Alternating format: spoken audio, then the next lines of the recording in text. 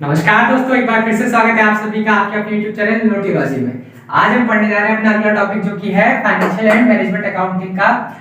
क्या टॉपिक है वो, जैसे कि आपको बोर्ड पे दिख रहा है, एडवांटेजेस एंड डिसएडवांटेजेस किसके, फाइनेंशियल अकाउंटिंग के। बेसिकली जो फाइनेंशियल अकाउंटिंग है उसके एडवांटेजेस एंड डिसएडवांटेजेस इस वीडियो में हम कवर करेंगे।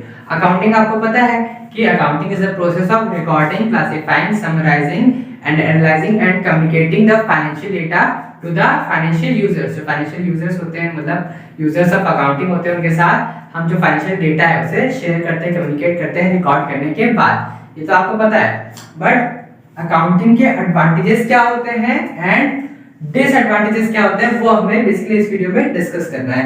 तो स्टार्ट करते हैं एडवांटेजेस से। एडवांटेज नंबर 1 क्या है, फाइनेंशियल कंट्रोल। फाइनेंशियल कंट्रोल मतलब जो भी हमारी कंपनी में एंटरप्राइज के जो फंड्स हैं उनके ऊपर हमारा कंट्रोल रहता है। मतलब कहीं पे पैसा ना ज्यादा खर्च हो, ना ही कहीं पे पैसा कम खर्च हो। फॉर एग्जांपल, अगर जैसे मुझे एक मार्केट बनाना है, उसके जो रॉ मटेरियल है उसके लिए अगर मतलब रॉ मटेरियल मंगवाने के लिए मुझे 10 रुपए खर्च करने की जरूरत है, तो वो 10 से 11 रुपए या फिर 10.5 रुपए भी ना खर्च हो, एग्जैक्टली 10 रुपए ही खर्च हो, वही चीज आती है फाइनेंशियल कंट्रोल में। चाहे वो किसी भी चीज का फाइनेंस, किसी भी चीज से रिलेटेड फाइनेंस हो, क्योंकि आप चाहे सैलरी दे रहे हो या फिर रॉ मटेरियल परचेज कर रहे हो, मार्केटिंग पे पैसा खर्च कर रहे हो, सब में आपको फाइनेंस का यूज करना पड़ता है ना। तो बेसिकली जो फाइनेंशियल अकाउंटिंग का एडवांटेज वो क्या है, फाइनेंशियल कंट्रोल। उसके बाद दूसरा आता है डिसीजन मेकिंग।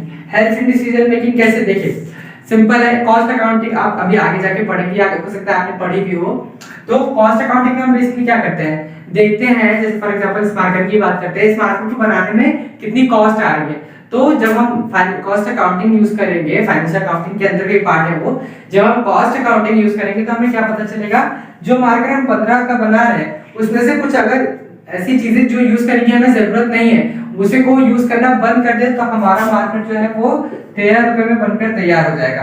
तो ये सारी चीजें हमें डिसीजन लेने में हेल्प करेगा। क्या, सॉरी, फाइनेंशियल अकाउंटिंग हमें क्या, किस चीज में हेल्प करेगा, कुछ ऐसे डिसीजंस लेने में जो हमारे एंटरप्राइज के लिए बेनिफिशियल, जैसे कुछ चीजें हटाएं, कुछ चीजें हटाने का डिसीजन ले। जैसे फॉर एग्जांपल एक कैप में हम एक्स्ट्रा प्लास्टिक ऐड कर रहे थे, वो प्लास्टिक हमने कम कर दी। जो हमारी रिफिल है उसकी जो प्लास्टिक थी वो ज्यादा टाइट बना दी, उससे हमने पतला कर दिया। उससे प्रोडक्ट की क्वालिटी पे ज्यादा फर्क नहीं पड़ा, बट हमारी जो कॉस्ट थी, प्रोडक्शन की कॉस्ट थी, वो कम हो गई। तो ये सारे डिसीजन लेने में हेल्प करती है हमें फाइनेंशियल अकाउंटिंग। उसके बाद आता है लीगल कॉम्प्लायंस। देखिए फाइनेंशियल अकाउंटिंग का सबसे पहले आपने क्या पढ़ा होगा, is the process of recording.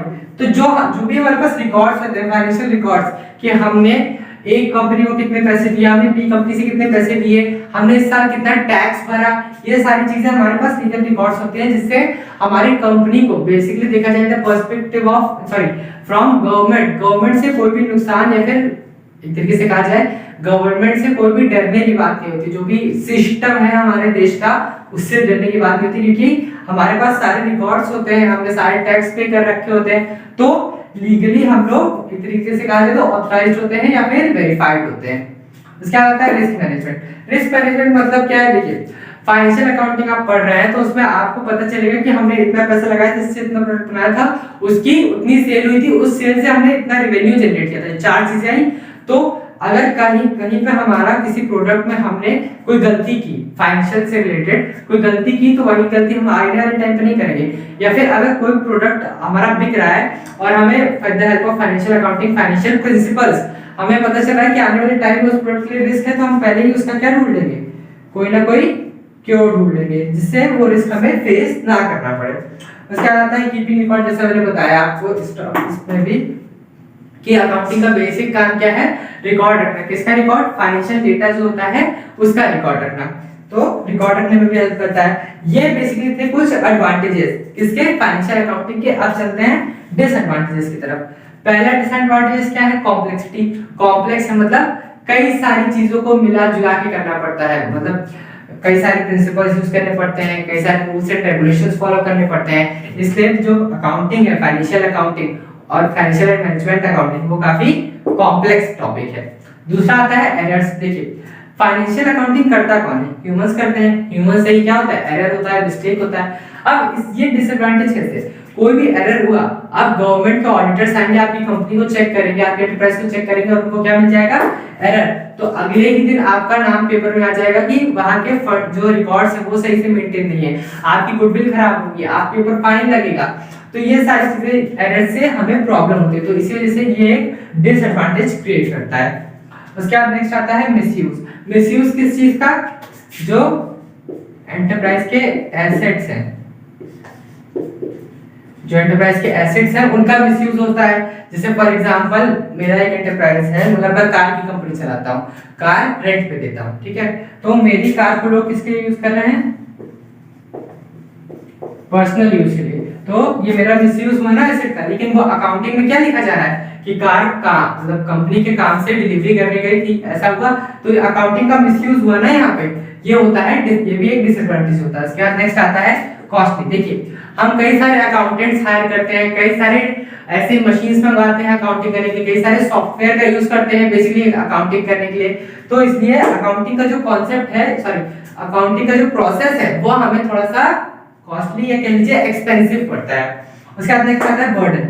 देखिए ये सारी चीजें हैं, तो इस मतलब कॉम्प्लेक्स है, कई सारा मतलब बहुत ज्यादा टाइम देना पड़ता है, बहुत सारी रूल्स एंड रेगुलेशंस फॉलो करने पड़ते हैं। दूसरी चीज बहुत सारा पैसा लगाना पड़ता है, कॉस्टली एक्सपेंसिव है। उसके बाद मिसयूज हो जाता है। तो एक तरीके से देखा जाए मिसयूज हुआ तो उसे भी हमें सुधारना है। इन सारी चीजों में क्या हो जाता है, कंपनी के ऊपर, एंटरप्राइज के ऊपर एक बर्डन आ जाता है, किस चीज का, अकाउंटिंग का। तो बेसिकली यही थे हमारे एडवांटेजेस एंड डिसएडवांटेजेस। इसका एक स्क्रीनशॉट ले लीजिएगा। डन। हाँ, तो यही बेसिकली थे हमारे एडवांटेजेस एंड डिसएडवांटेजेस। बाकी की चीजें हम लोग अगले वीडियो में डिस्कस करेंगे। तब तक के लिए वीडियो को लाइक करिएगा, चैनल को सब्सक्राइब करिएगा और बेल आइकन को जरूर दबा दीजिएगा।